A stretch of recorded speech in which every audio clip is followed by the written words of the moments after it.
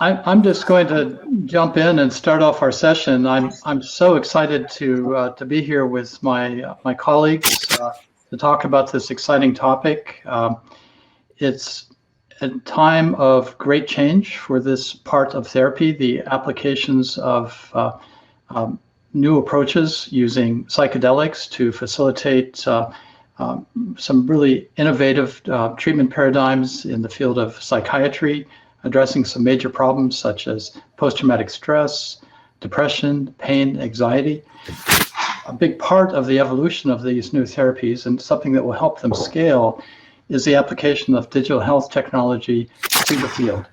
So I'm very pleased to have with me my colleagues, Shel Mann from Firefly VR, Katerina Melievska from Compass Pathways, Nanea Reeves from Tripp, and Lindsay Hoover from Immersive Worlds and the JLS Investment Fund. Welcome, everyone. I've asked the panelists to give some very brief introductions about their work, what they're passionate about, what problems they're trying to solve. The reason I've asked them to keep that somewhat brief is we're hoping to have a wonderful discussion among the five of us about the topic. And we're also, towards the end, going to be fielding questions from the audience. So please, audience, let us know that you're here. Also, when you have a question, post it in the chat window, and we'll do our best to address those questions. So to start us off, Katja, could you perhaps jump in, tell us about what you're working on, what problems you're trying to solve, what you're passionate about, and what you do. Yes. Thank you very much, Walt, and great to be here. So I am a co-founder and chief innovation officer of a company called Compass Pathways. We are a mental health care company. We're not a psychedelic company. We're focusing on the patient population with intractable treatment-resistant conditions such as treatment-resistant depression, eating disorders, PTSD, all the mental health issues that currently don't have any effective treatments or don't have any treatments at all. And our first program is developing Psilocybin, which is an active ingredient in magic mushrooms, for treatment-resistant depression. We have just finished the recruitment for phase 2B clinical trials with Psilocybin in treatment-resistant depression, patients with treatment-resistant depression. It's a study of 233 patients. So we are expecting the results from the study later this year. So we're very excited. It's a huge accomplishment for our team. We're looking at other indications equally difficult to treat, such as anorexia, PTSD, and other. And we are at Compass interested. We've focused our attention on creating new care pathways for patients and changing patients' experience with mental health care. And that includes psychological support during psychedelic sessions and also use of technology, increasing use of technology. And we're very excited about this combination. So thank you for inviting me. And Katja, before we push on and ask Shel to jump in, I think you should maybe perhaps expand a little bit upon your background. You have the amazing title of Chief Innovation Officer. Yes, I didn't want to limit myself to any particular function. So it gives me an opportunity to work across different functions and to bring different ideas together. And I think that's where true innovation really happens. We also look at innovation not simply coming up with, great and clever ideas, but also how do we operationalize, how we, for the lack of a better term, commercialize the great ideas and make them affordable and accessible to as many people as possible. And that's the task that no particular function can solve alone. So my job at Compass is to bring different kind of cross-pollinate the thinking and the development of care pathways. Fantastic. Well, Shel, please jump in. I'm very excited about the work at Firefly VR. You have a very appropriate background for migrating the heuristics and affordances of game technology into this important emerging clinical area. So please give us a little bit of your background and what you're working on and what you're passionate about. Thank you, Walter. So Firefly VR is a team comprised of experienced game developers. I am the CEO and co-founder, and honored to be here with all these collaborative, high-minded thinkers. Over the years, our team members have worked on a number of best-selling video games, including major works many of you have heard of: Guitar Hero, Medal of Honor, Words with Friends, and many others. And that was really enjoyable work, but our passion is to now take all that we've learned about game mechanics and engagement and apply them to a field that will make a difference in the world, and that field is healthcare, and specifically mental health. To that end, over the last several years, we have been involved with United Healthcare R&D and Optum Labs, building games related to stress and mental health. And that work has comprised of three main components. One is working directly with neuroscientists and researchers to understand the medical issue and have that inform our design, and then create games and engaging worlds. I like to think about gaming as more than, what many people think, and that is it's engaging. It's a place where you come back to. And finally, incorporating biosignals and biofeedback into the games. This work with Optum Labs continues to this day, and we're excited about the potential efficacy of those products. Fantastic. Separately, Go ahead, Shell. I was about to ask you what you're currently working on, and I think you were about to say that too. Separately, Firefly is building out a proprietary effort related to the emerging zeitgeist of psychedelic therapy for mental health. And we're excited and believers in this space and think it has a potential to make a big difference. Our first product under development is called The Sanctuary, and we have spent over a year on this effort so far, with a heavy emphasis on clinical design to be used in conjunction with therapeutic professionals. This process included interviewing over 30 professionals and patients, with a focus on ketamine as our first product, given that it's FDA approved today, and to be used in clinic. And that informed our design of The Sanctuary, which is a VR world for preparatory work, I should say, and education, so that when a person goes into a session, they're leaning forward, they're not anxious, they're hopefully improving their patient outcome as a result. So we're currently deep into minimal development of the product and a minimal testable product by year end, and are looking forward to beginning testing.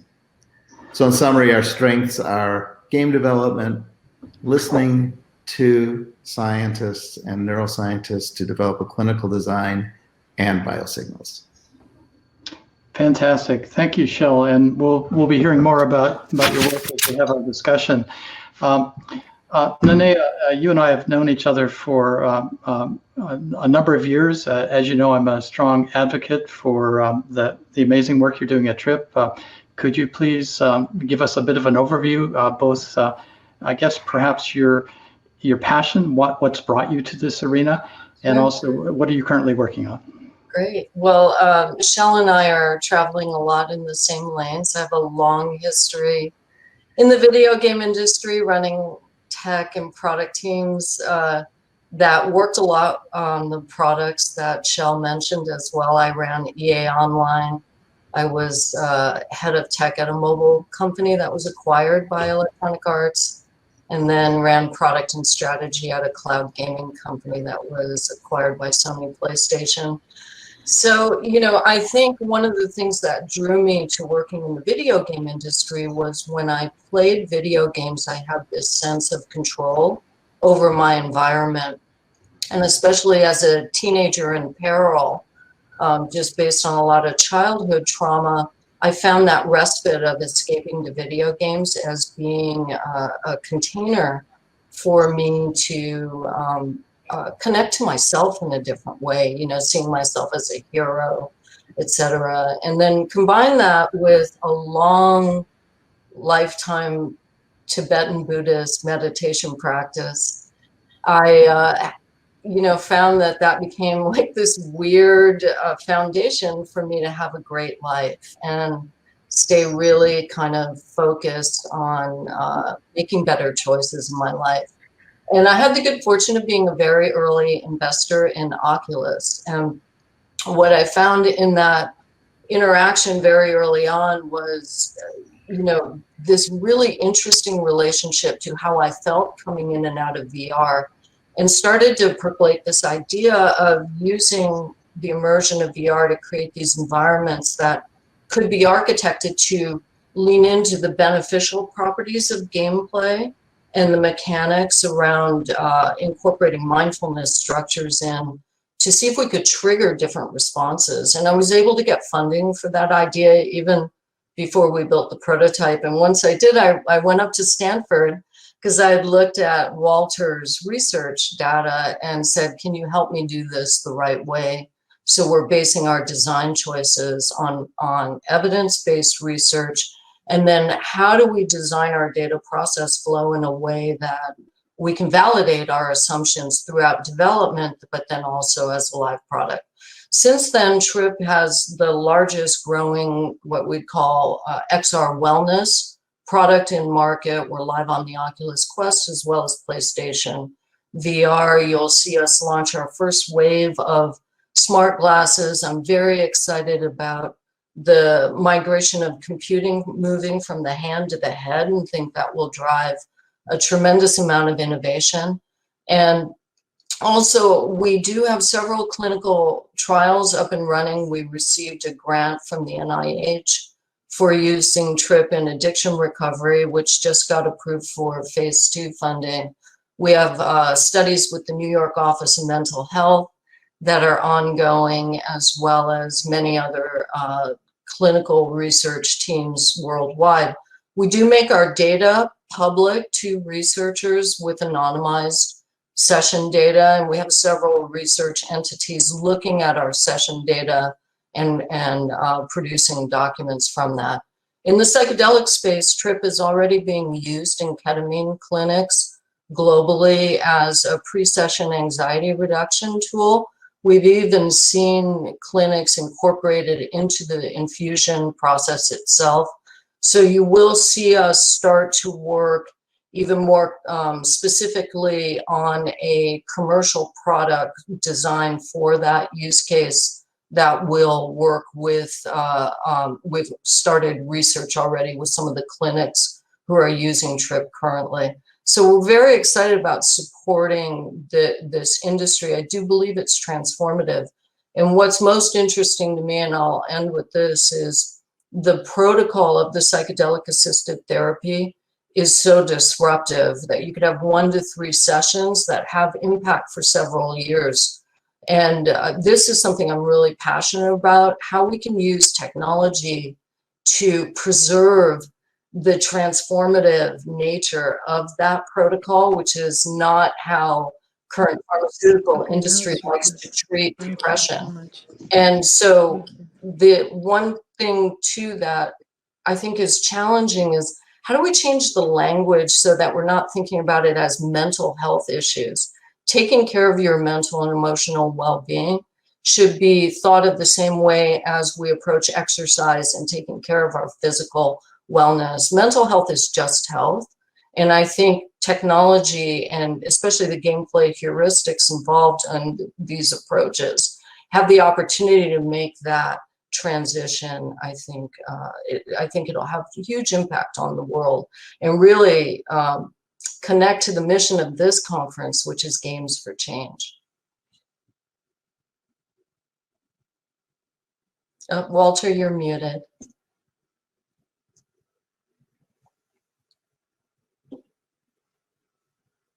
There we go. I couldn't agree with you more. And I think also times of disruption in the medical arena is the time to come up with new ways of doing things. That medicine, by its nature, needs to be somewhat conservative in order to do research and to make sure that there is a a quality of care that has certain base principles to it. That being said, and it's also a highly evolved ecosystem without a lot of room for change. People are busy, economics are limited, but when new therapies come in and improved therapies come in, it's an opportunity to complement them and expand them. And I'm so excited about the application of a digital health layer to these new therapies, not just to facilitate research, but also to help us reach underserved populations, to address the need for additional clinical support as these new therapies become more common. And Nanea, what you are doing with Tripp and Shell, what you are doing with Firefly VR are going to complement Katja, what you're doing with Compass Pathways in such a multiple way. So I'm so excited. And Lindsay, I'd be very curious about your perspective. You have a helicopter perspective on this arena as your position as an investor. You also have a background in building multi-user immersive worlds. So your perspective on this, I think, is going to be particularly interesting. Thanks, Walter.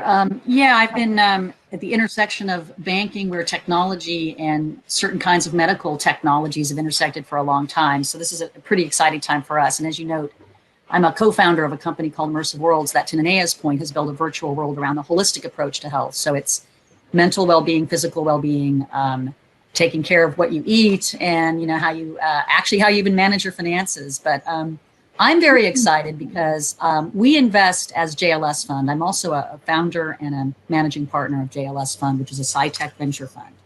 And we're focused on the intersection between psychedelic medicines, science, technology, neurology, and everything that goes along with that. So our focus is really where scientific merit meets clinical need. And we too are initially focused on mental well-being, but we really do believe that this whole area, it just will touch on the whole self and the whole ability to heal, both in terms of the substances that we're talking about and the approach to implementing benefit from those into your life. So the problem, we're solving two problems. One is investors are very interested in this area, but they don't know exactly how to go about investing. It's scientifically dense and complex and fast moving. So we provide a thoroughly diligenced, very, very diversified and very proactively managed approach to those investors that have exposure. And many of them, by the way, really want to do good. And it's a mission of theirs. And then secondly, we're interested in advancing the companies that are really going to make an impact in this area and helping them get funded and helping them find the right partners and get to the next stage. So what I'm, of course, in that context, really excited about hearing from the panel is how, these technologies and tools, some of which were talked about here today, VR, haptics, wearable sensors, AI and ML, drug discovery and development, digital therapeutics, to your point, Walter, understanding how I think we're at a lucky point in that this psychedelic medicine revolution is happening at the same time that digital therapeutics and the kind of big data, mining tools are all sort of coming together at the same time, where we can really accelerate the advent of these medicines and their approval, the regulatory approval, and their ability to impact a lot of people, just luckily because technology, the science around technology and the science around medicines, as you point, is advancing at the same time in a dramatic way, and at the same time that the world is realizing what an unmet need we have. So I am most interested in this panel to find out from the other folks here how they're specifically thinking of using the technologies that they're developing and integrating them into the therapeutic process and the protocols, and what the overall big picture potential can be. Well, that's a fantastic question. Let's ask Shell and Katja and Nanea to address it. I think I'd also be curious to ask as a complementary question, what are you worried about? I've heard what you're passionate about, and what you're working on, but what are the concerns too as this new technology emerges and new approaches to therapeutic care? Well, I hear the concern that there's too much fast moving here and it's distorting everything, and this should all be free, and it has been for centuries. I kind of look at it differently. I look at it as a lot of investment, and some of the smartest people in the world are all migrating to this particular corner of the world that we're sitting in right now to try to solve these very big problems. I find it very exciting. And if there's too much money and too many brains here, that's a nice problem to have. The problem I think we should be concerned about is the one you highlighted earlier, in that the healthcare system tends to have a fair degree of inertia. And we know that payers are a big part of this system. And I happen to know there are a lot of people working on that problem. And Shell mentioned United Healthcare. There are a lot of philanthropic efforts being devoted specifically only to educating payers about this space and making sure they understand that there's a path here, even if it might be somewhat unconventional how these treatments are delivered. The overwhelming positive impact from a cost basis to just mental, the joy on the planet is worth it. And I think we're going to find a way to do that. And I think that's something we should all be aware of and trying to work toward, is bringing the payers and the system into this in a way that is cost effective and helps them understand where it's going. That's the biggest issue. Yeah, I maybe will chime in and follow on what you just said, Lindsay. We had, as a company, we had breakthrough therapy designation for psilocybin for treatment-resistant depression, which means that FDA recognizes that psilocybin could have a significant advantage over existing treatments and is willing to spend more time and effort in interacting with us and helping us design the clinical development program that ultimately would be more likely lead to success and the eventual approval. But it's a little known fact that in kind of non-clinical development circles, that regulatory approval is just the beginning. It's not a finish line, it's a starting line.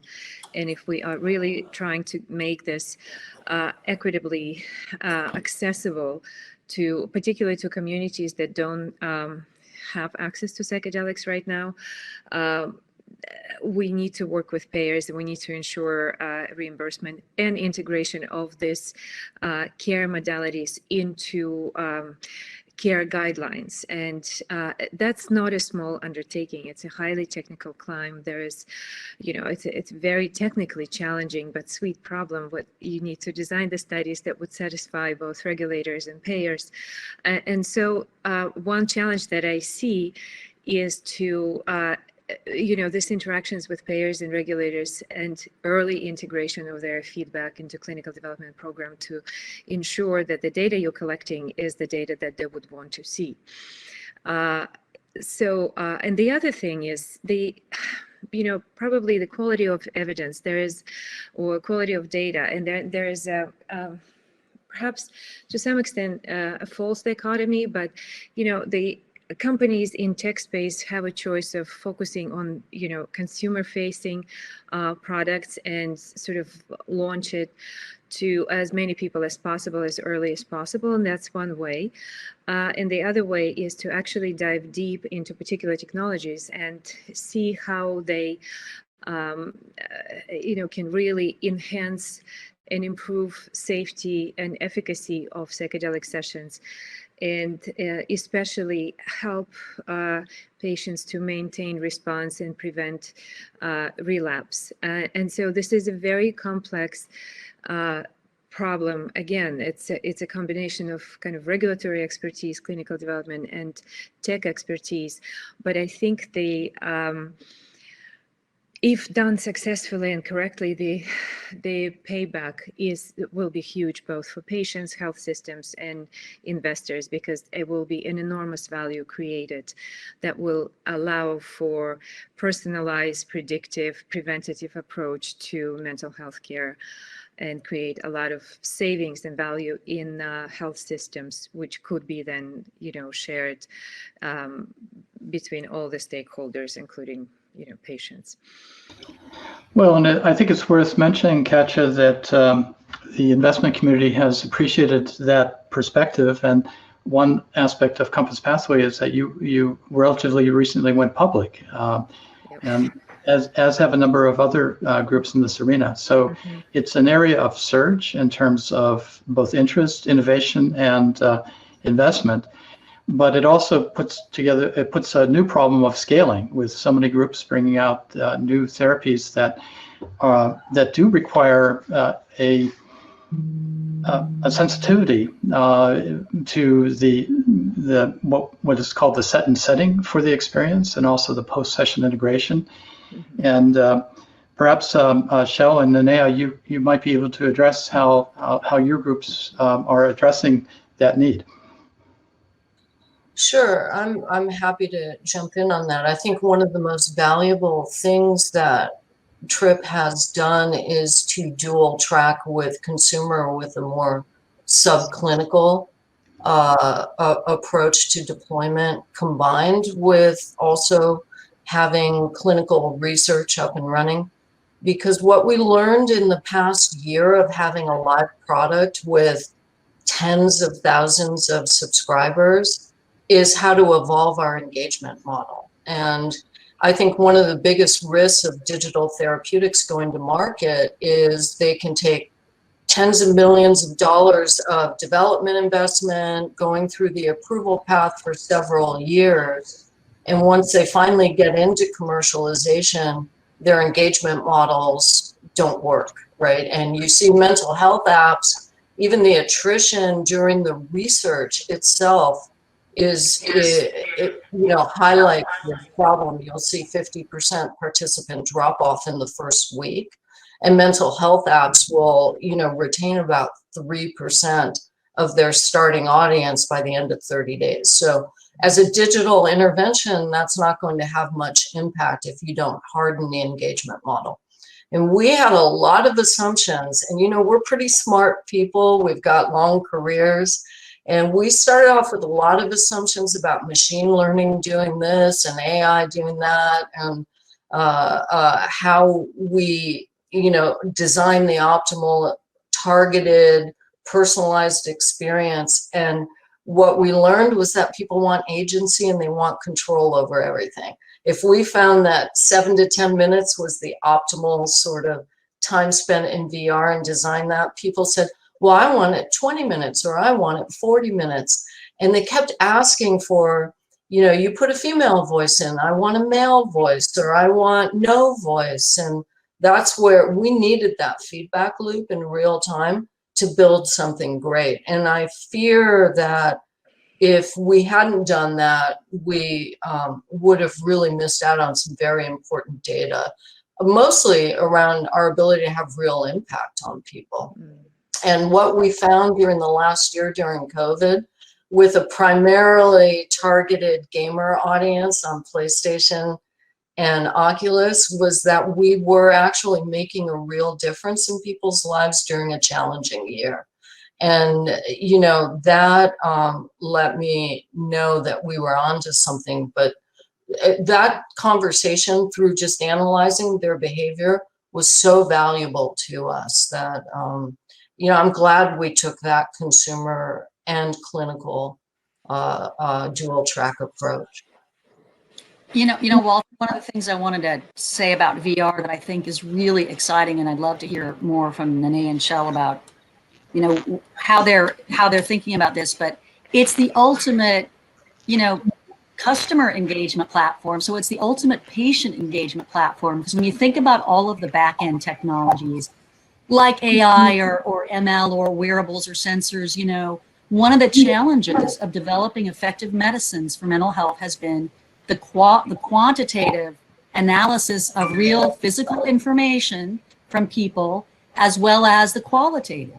And VR has the potential to be this amazing interface that engages people before, during, and after their experience, where not only are they getting valuable information about what they're experiencing and having fun doing it, but the clinicians and the medical community are getting data that would otherwise be pretty hard to get from people. Yeah. And they probably wouldn't be very interested in giving it to you. And now you've got them in a game situation where they're excited about it. So to me, as I was thinking about all the other technologies that we're thinking about being useful, VR is like a delivery mechanism. And you usually think of these things as being somehow bad or dangerous and excess for you, but there's clearly nothing wrong with, some good VR that's gamified, that's exciting and engaging. And, it's just, it has a lot of medical advantages that are really novel and really very useful in this kind of novel protocol situation where we're trying to figure out, well, what works on a patient? Do they need 8 hours or 6 hours, or does 2 hours with VR make a big difference? Well, yeah, Lindsay, you're 100% correct, because of the scale of our data, we have 2.5 million sessions. We have been collecting starting and ending mood across those 2.5 million sessions. So I've been able to give that session data to researchers, and they're looking at slicing it by gender, age, geo, before COVID, during COVID, because it's enough of a self-reported data set collected at a scale that isn't done in the mental health industry. You know, at best, you're collecting that data weekly. In fact, one researcher right now is producing a paper mapping it to the sentiment data collected in the UK across the population during COVID on a weekly basis, and comparing it to Tripp's session data on our UK customers. And it's such an interesting analysis. So I see data sharing as a really important thing. And I want to thank Walter for informing us on how to architect our data, also working with Matt Vogel's team at the National Mental Health Innovation Center, because it really now has produced something really valuable, not only to our own development, but I think to the research community as a whole. And then the integration of biosignals, we do have some ways that we can passively detect heart rate variability and respiratory through gyroscope. You see a lot of mobile interfacing will happen as well. We're doing a study right now with eye tracker pupil data to look at different stress and attention responses. And so this, as computing moves more to the head, that'll be more and more available to us. But you have to be very cautious how you capture that data and how you store it. And, you know, it has great responsibility with collection of that data. Absolutely. And Shell, I'd be really excited to hear about how Firefly VR is both addressing some of these opportunities and concerns, and also how you're leveraging wearable sensor data as part of your design. Yes, so first off, I'd like to go back and unpack a point Lindsay made. And we are big believers in the power of the medicine, that is the psychedelic molecules and Katya's work with a smaller dose. And we're not trying to replace that. Rather, we see Firefly as being an adjunct in helping improve the patient outcome. So our view would be, if A, we are successful in helping a person prior to the usage of a medicine, and then B, post-usage, they would go back to our world and use it for downregulation, to the point I believe Lindsay made around, or Katya, around not having a relapse, and how you can use the power of VR, which is already proven, for said purposes. My worry would be to make sure there are clinical standards in place so that the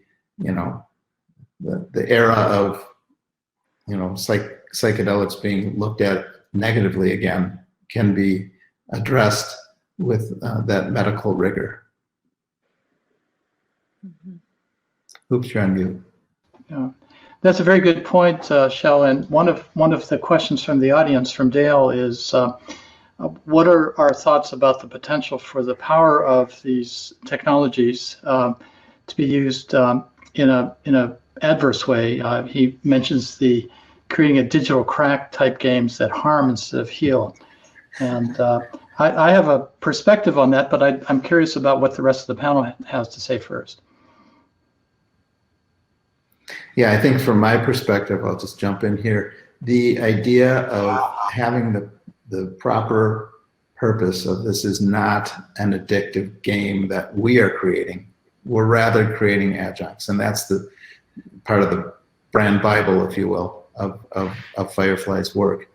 And the listening to scientists to get that feedback about what are the concerns informs our fast learning as we develop product.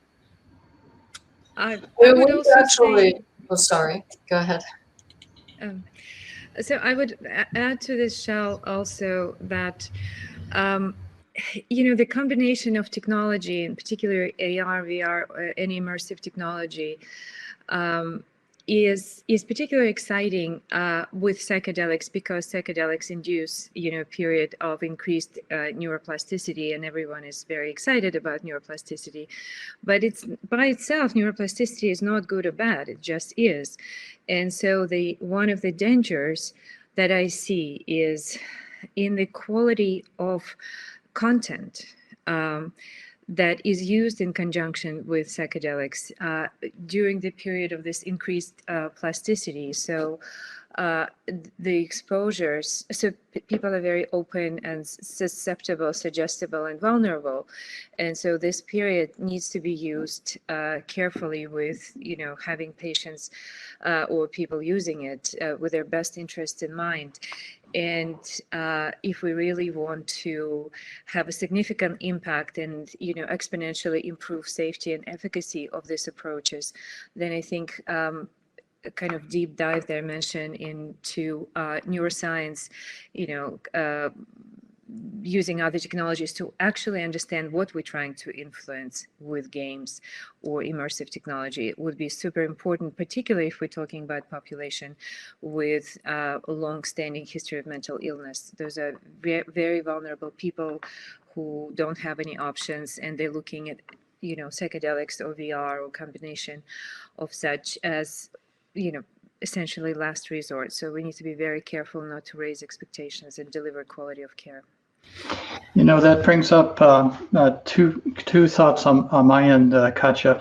One is that the ideal thing to do for the population you described is to perhaps evolve a precision medicine approach where we can understand a little bit more about the individual and then tailor. And that's one of the powers of using dynamic virtual environments, and especially if we can bring in wearable sensors, is to adjust the protocol a little bit more precisely for the individual's needs. And so the nature of the content, the nature of the experience that could be used to establish set and setting in advance, maybe help reduce any anxiety that those who are psychedelically hesitant, and I'm sure there's many people, especially people who have been struggling with challenges, are psychedelically hesitant. And then also to afterwards to help dynamically adjust the post-session experience too, to address the individual needs as opposed to one size fits all. And I think a digital health platform gives us both the information to do that and also the means to do that. But that, you have to, one of the things we learned is that psychological safety is more important than even precision, because there's a fine line where the person feels manipulated and they can feel it. And that creates distrust. And so you have to be very careful with some of those reward feedback loops as well, especially in mental health use cases where people just layer in gamification, which I like to call lamification if it's done poorly. It's surprisingly difficult, and Shell can raise his hand knowing firsthand, it is surprisingly difficult to create a well-balanced game. And there is a trend in healthcare, especially mental health care, to gamify these things. They can actually make you feel worse. And so, there's interesting learnings, but you do need to just get stuff up and running and test it. We actually did think about this addiction problem. One of the nice things about being a connected experience is you can look for patterns of abuse and help the person in that scenario and respond to it. And again, those are kind of the wrappers that create this container of psychological safety, which I think in and of itself has to be the number one priority. And that also means that the person trusts that the data that you're collecting on them to personalize the experience is being treated with great care. So anyway, there's a lot to learn in this, and you can't do it with like 80 participants in a research study. You actually do need to have the data coming in at large scale to be able to tune that engine if you're going to integrate these features, these gameplay mechanics into driving adherence and giving a reward feedback loop to the individual. Specific to the addiction recovery arena, what we found was VR was a great container to help somebody through, what the term self-regulation when they have a triggered craving, that to take a positive action that's counter to what they're actually feeling is a really powerful tool. Some of the early results look really promising from some of our addiction recovery research in that area. And now the NIH study that we're doing follows them 6 weeks post-graduation when they're the most likely to relapse or overdose. And I know many of us have, I personally lost my sister to a drug overdose in 2012. And, so it's definitely just personally very rewarding as an entrepreneur to participate in that study. Yeah, first, Manea, thank you for lamification. I was laughing inside when you said it. And while we are a team of game experts, something Walter counseled us on early on was the term clinical adherence. We're trying to create engaging worlds that people come back to, but it is not a game. While we're taking advantage of what we've learned from game mechanics, there is a strong emphasis on another concept Nanea is very familiar with, which is fast learning. And so we're going to be building and learning and testing and finding out what's working, and some's going to work better than others, and we'll amplify there. And so the goal would be to create this adherence tool that helps in the overall process of the efficacy of the medicine. I have a question for Walter, given that he's a pioneer in digital therapeutics. Do you believe that the evolving, regulatory framework around digital therapeutics really helps advance, the advent of things like VR and gaming in this clinical setting, because there's a path forward and a way to measure and something that the FDA understands? Is it a good thing, a bad thing? It's a good thing, Lindsay. I think the FDA has really risen to the occasion of embracing machine learning, digital platforms. There was some initial confusion. And I remember when I was first bringing out some products to address post-traumatic stress back in 2008, 2009, that the FDA really said, we don't know how to regulate this. And that became a barrier for bringing in investors who wanted, if it was a clinical product, they wanted to know that the FDA had a procedure. I personally don't. I've enjoyed working with the FDA. It's not quite as arduous as many new startups are fearful to go into clinical direction because they feel that it's going to be a difficult bureaucracy to work with. But I think they've really, set up some great pathways, and they're very helpful and supportive. And with breakthrough designation for some VR applications and for some new clinical approaches like what Compass is doing, I think they're really on our side. And so I'm not as concerned about that. I think they've been more of a help than a hindrance in many ways. I think the biggest challenge in that area right now is how to take sort of the QMS requirements of the old medical devices and how that gets applied to the software as a medical device classification. So that our audience knows what you mean, QMS is quality management system. Right. And it's based on ISO standards, which can be very onerous at times on how you go to production with new code, et cetera. But I found them to be surprisingly open-minded at the FDA when dealing with companies like ours. So it's interesting because, a digital therapeutic intervention has to update. You're not going to keep the patient engaged if there isn't variety and new updates. And that's not a model that they're used to, having frequent real-time updates or even personalized updates. Yeah. Yeah, I would be interested to maybe learn from you how you're thinking about real world evidence, because I think if the content is really engaging, then following episodic administration of psilocybin, patients can continue, or maybe they're no longer patients, but they continue with being engaged with your technology, with your content, which would allow you to continue collecting high quality real world evidence.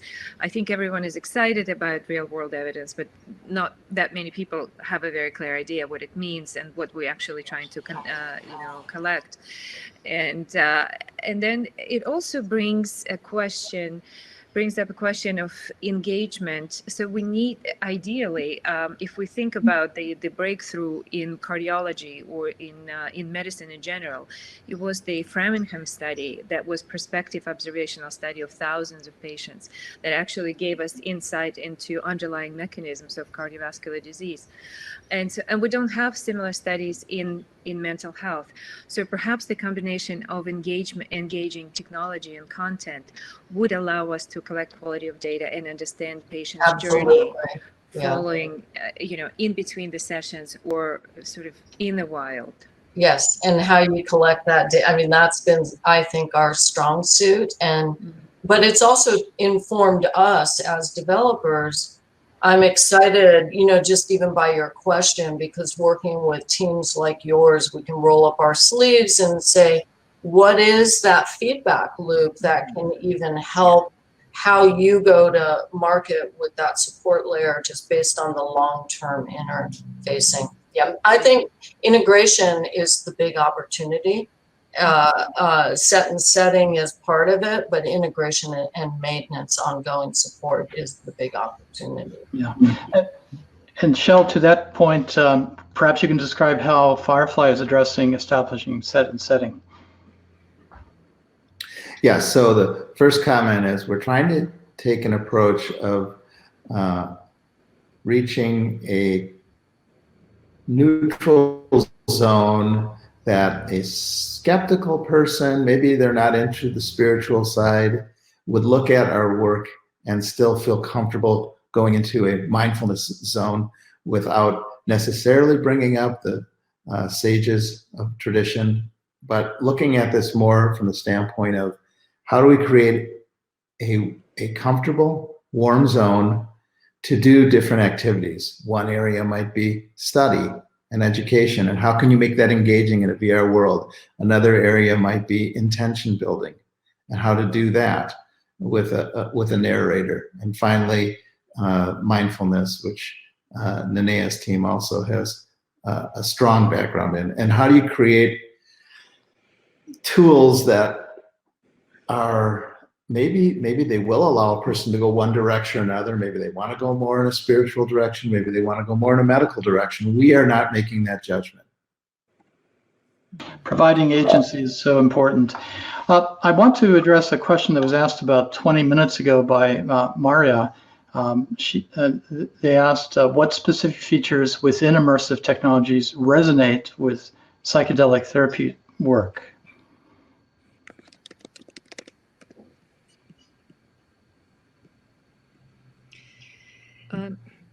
Well, you were breaking up for me. Could you repeat the question? Oh, the question was what features within VR immersive technologies resonate when it comes to psychedelic therapeutic work. So it's yeah, we've gotten some feedback from the ketamine clinics specifically.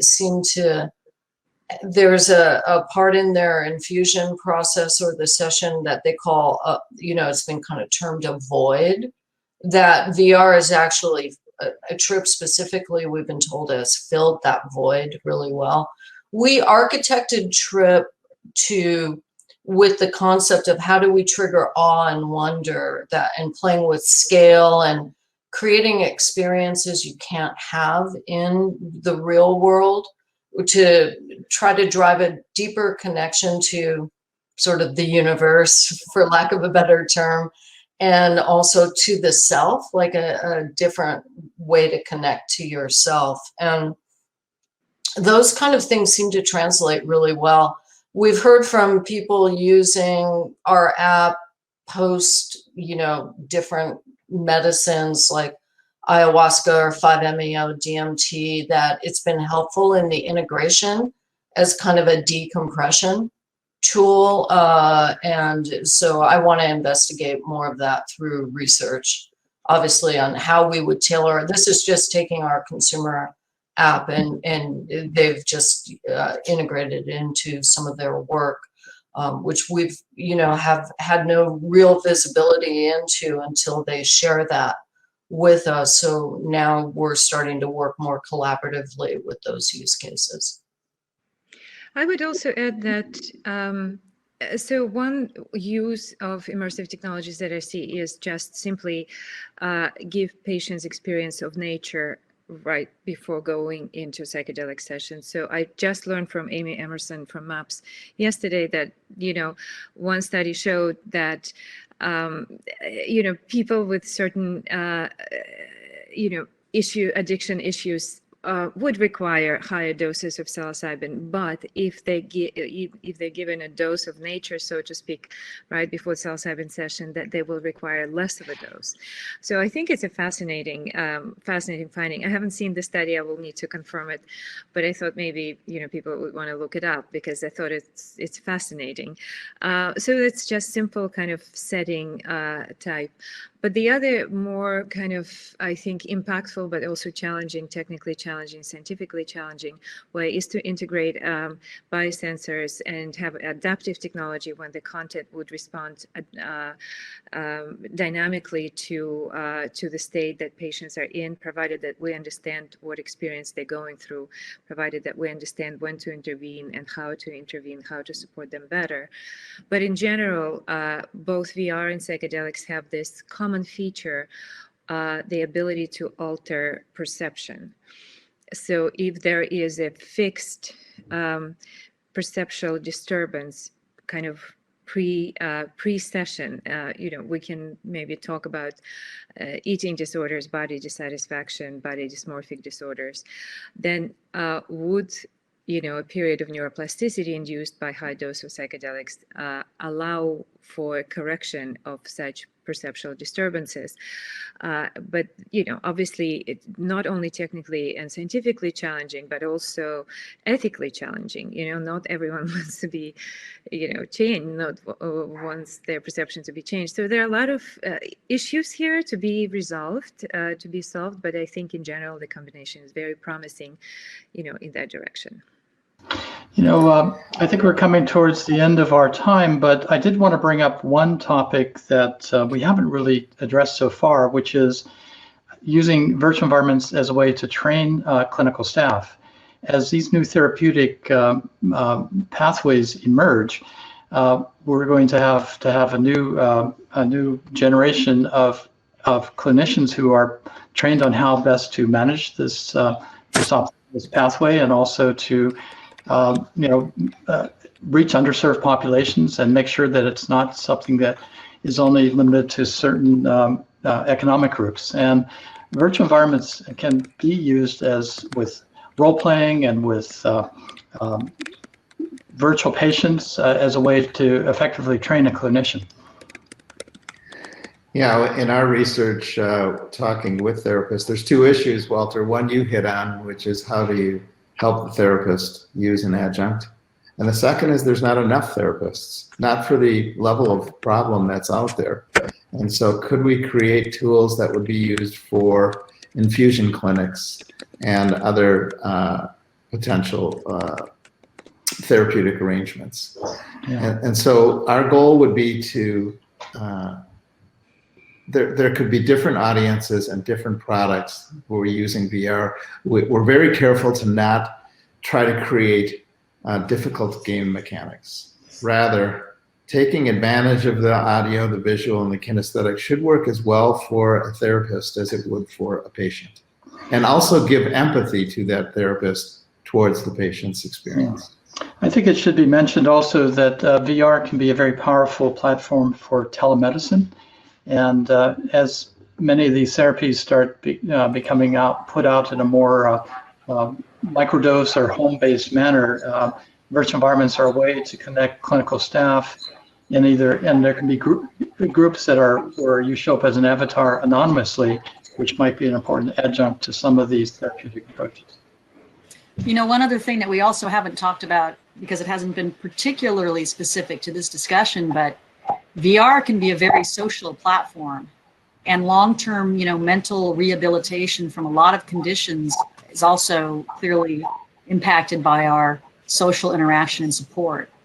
And so, you know, there are other, one of the things that we've incorporated into immersive worlds is just the anytime, anywhere, gosh, I feel like, you know, doing something I shouldn't right now, maybe I can find a friend to help me do something different. So there's so much potential. As you point out, Walter, really telehealth, we sort of think of telehealth a little bit as one-on-one, but this can be a telehealth world, if you will, for us in some ways, where we can incorporate the support features of digital therapeutics in VR in a way that makes them more real for people to interact with each other as an avatar, for example. Just like people are so attracted to games for the same reason, right? When they do big multiplayer games, they have friends there, they have support there, and it's always there for you. And from what we understand about mental health conditions, you know, loneliness, lack of support, lack of community is another important aspect that we can help, not replace, but, you know, reinforce, I suppose. Another thing I'm excited about the utility of virtual environments is the ability to bring in story. I think so often healthcare is so difficult for many people. It's a maze. And I think if we can build a narrative story among maintaining your healthcare journey, and have it be less of a here's your visit and then here's your homework, but more of a quest and more of a journey and more where there's helpers along the way. And to promote adherence, to have a story aspect of this. And we're leveraging our colleagues in the gaming industry and their approaches to promoting better health and wellness and mapping it here too. But I think we can also go to leverage the ability to engage with a narrative story as part of the therapeutic process.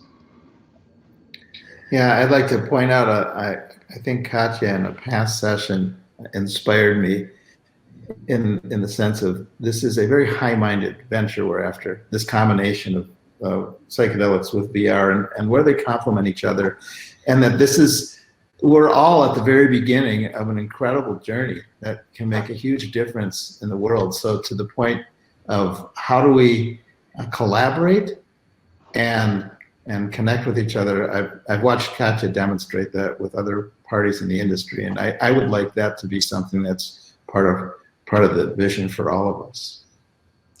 There's one thing I do want to point out is I do think VR is, as a vertical, because we're starting to launch AR as well, I think this is just a temporary condition. Similar to how when I was younger, I had a Walkman, a Game Boy, a Texas Instruments, scientific calculator, a Canon camera, and it all came together into one device here.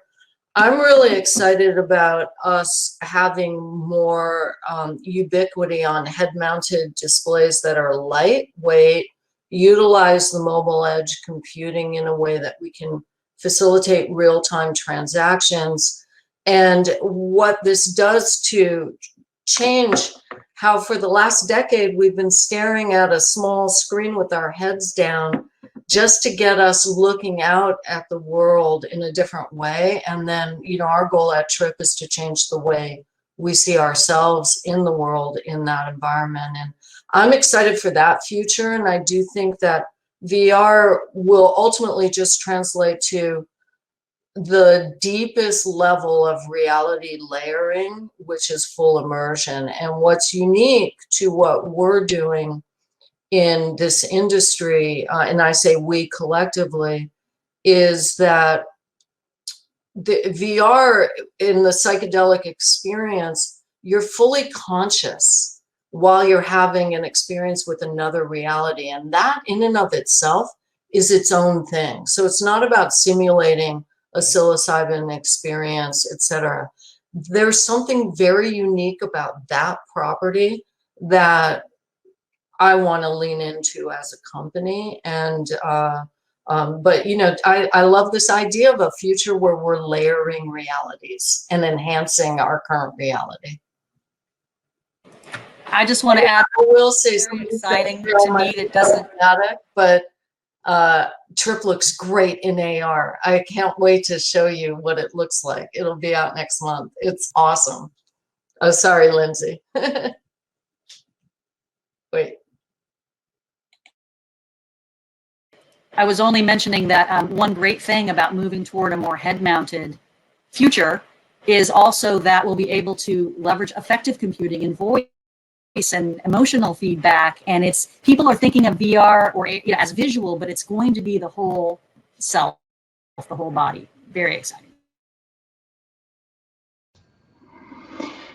Well, we're beyond our time, but fortunately, the conference organizers have not shown up to kick us out of the room yet. And so I think we should just keep going until we're asked to leave. Have we missed any of the audience questions? I answered one about meditation just in the chat, and I'm happy to follow up with anyone directly after. Okay. Lindsay, I'd be curious about your perspective. As an investor in this arena, you have to look very horizontally at not just the technology, but the business, the way things grow, who all the various players are. And do you have a vision as to, I know things are evolving really very, very fast. What are your concerns, and what are you also most excited about in this arena? Concerns. Well, I guess that thing about too much money flowing to the space is actually a concern, just because there's going to be a very long-term commitment required by investors and everybody else, you know, to this sector for it to really, you know, be realized. And so we all have to be, you know, realistic. It's going to take work and time and money. And so we do get a little bit, you know, when there's a lot of excitement, people have to sort of just realize they're going to be digging in for a while, and it's going to take successive rounds of financing for many of these companies to be successful, and a lot of collaboration. So I do think one of the things we've really focused on more than we might have in another investment arena is actively fostering collaboration among the participants. And COT is a great example. You know, there's so much that they can benefit from incorporating this technology, but they've got their main game plan that they have to execute on. And so it's, when we do advise companies, it's yes, collaborate, but also stay in your lane and have very specific milestones that you're executing to and testing against. I think it's that sort of rapid prototyping and testing thing that Neneh and Shel talked about as well, because it'd be very easy to get very distracted. One of the attractive elements about these technology investments that we're making in software and in tools and in some cases in actual hardware and wearables themselves is that they do have a shorter time frame generally to revenue generation. They do require less capital. They are less capital intensive overall in terms of the margin side of the equation. So very attractive mix for us when we're also investing in much longer tail drug development, drug discovery, drug technologies. Those are also very interesting. We think it all has to move together for this industry to get to where it needs to go, because we all know the challenges in the therapeutic protocols, and without digital, without creative approaches, there will be even more challenges to the adoption. So we are very excited about funding the technology along with developing novel medicines. And of course, the technology generally has applications across other drug development arenas, CNS, central nervous system, oncology. It's usually applicable across many other healthcare areas, as well as other areas, just general mindfulness, fun, and games. So the technology has many, many utilities generally. We're focused on teams that have done it before and know how to do it, and are very execution focused, because it's very easy to get distracted. But we are particularly, I guess, excited that, again, this revolution in healthcare is actually opening up new opportunities for these technologies that might not have been seen as, they might have been seen as nice to haves. Now they're being looked at as more essential tools for all of us to advance. So we're really heartened that the world is finding relevant uses for games and VR, you know, which might not have been seen as so key. So it's a great way to advance everyone across the board by advocating for these technologies. You know, I have to call out Lindsay a little bit on the fact that she's one of the few VCs I've met in the space that has been a hands-on developer and creator as well as an operator. And so her perspective, you know, is very unique, I think, in the space. Not the I might just quickly add that for tech companies developing this technology that could be used, you know, equally in consumer space or in regulated clinical space, is essential to partner with companies that do high volume clinical trials, because that's where you get the highest quality data, the you know, the endpoints that you need to actually understand the effects of your product. And I think that's what sort of, you know, perhaps partially accountable for you know, challenges in biosense in digital phenotyping space, because the tech companies are not linked to high volume clinical trials, and therefore they are developed you know, essentially separately from you know, outside of the area where they would be used. So I think the partnerships are absolutely critical, and understanding of the engagement and the volume and the data is absolutely critical for all the tech companies to partner with clinical development partners. Yeah, I think what Lindsay brought up is one of the issues, Katu, which is tech companies are usually supported by VCs that have much shorter goals than these research initiatives that can often take 5 to 8 years to actually produce substantive data, you know, and proper approval. So there is that conflict, and having supporters who understand, you know, that it does take longer is really important too. Yeah, and I think that's where tech companies working in healthcare get into big trouble, because move fast and break things is not something you want to do with someone's emotional and mental well-being. Yeah, I strongly agree, Nania. The long-term renaissance that we're in, we're at the very first innings, and therefore finding those proper partners, investors, et cetera, that are thinking along those lines. And at the same time, the technology is, you know, continuing to, you know, the cost of VR is coming down, the headsets you alluded to with other features, it's all exciting, but it's a journey. Well, one thing that you said, Nanea, to me, that's one of the most exciting elements about this for all of us is that you are enabling or helping people experience an altered reality that they have some agency over, and they are aware that they're experiencing an altered perception while they're perceiving it. And what that really, I think, hopefully informs all of us is that we have so much more power over our mental condition than we might believe, and we just have to believe it, and these tools can help us understand it. And our goal would be to migrate from treatment to prevention, you know, slowly, ever so slowly. And I believe these technologies can help us do it, and they already are.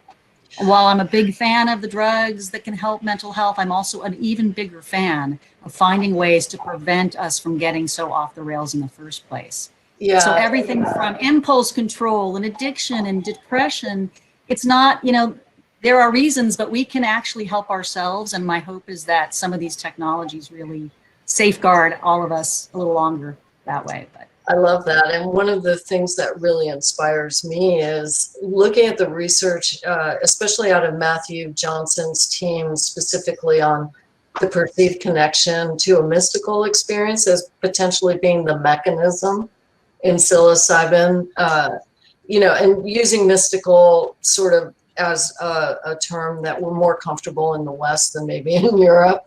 But whatever that is, and kind of a concept of ego dissolution of self, this is an area that can transcend the medicine, but also translate in VR in its own way. I'm really interested in doing product development around how do we get to that, and what does that mean? How do you measure it, and how that can support people? Yeah. Yeah, I agree with you that it's essential, and that's the role of technology is to actually characterize this particular experience that correlates with, you know, better clinical outcomes and better longevity of the effects. Whether it's mystical or not, it's, you know, it's very personal, right? It's just a cognitive designation. But what we're talking about is the experience, and, you know, I'm sure as a doctor and practitioner, you could relate to, you know, the role and, you know, the importance of, you know, experience. Well, the way we learn is by our experiences, and with medications that facilitate neuroplasticity, it becomes even more poignant. And our colleague Jeremy Balancen's book about VR is titled Experience on Demand. And I think that's the power of what we can do here, is that we can craft an experience that can leverage the medication and their neuroplastic effects to create the right context, and you know, leverage perceptual learning, leverage so many of the other things that we know about how the brain works, leverage the mechanisms of actions of these evolving new pharmaceuticals, and put together an integrated system that really can do the best combination of all these powerful tools we have. So, but we're just starting. There's so much more work to be done, but it's exciting to be at this stage. Walter, can I ask you a question about this study that just came out? If you had a chance to look at it, out of UCLA on, you know, it was a rat study, but identifying the theta wave response, as well as the eta brainwave that they identified specific to VR. You can ask, but I would not be able to respond. I have not seen this study, but now that you've pointed it out to me, I will check it out. I would love to talk to you offline about it. I mean, I know there's all kinds of issues with rats doing, you know, being the participant group, and do they have tiny VR goggles, etc. Yeah, I saw a group that was doing some work with dogs, and they had doggles on them, which I doggles. Oh my God. Wow. All right. Well, on that note, I think even though we have not been asked to wrap things up, I think we should. It's been wonderful having this discussion, and audience, thank you for your questions, and I hope we have other opportunities to get together as a group and help move things forward. What a nice mixture of expertise. I'm really pleased we were able to have this discussion. Thank you, Walter. Thank you. Thank you, Walter. Thank you. Thank you to the Bye, audience. everybody. Bye, everyone. It was great. Thank you.